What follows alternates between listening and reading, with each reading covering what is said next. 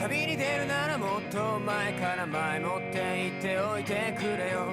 昼過ぎ起きて壁に貼られた旅に出ますの大きい手紙。急いで外に飛び出したけど二足歩行の太陽が僕の顔見て笑っているから口笛吹いて戸を閉めた。そして君はいなくなったね僕を置いて。そして君はいなくなったね猫を置いて。そして君はいなくなったね犬を置いて。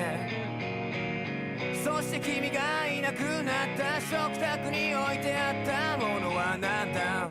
あれはそうだバナナなんだあれは。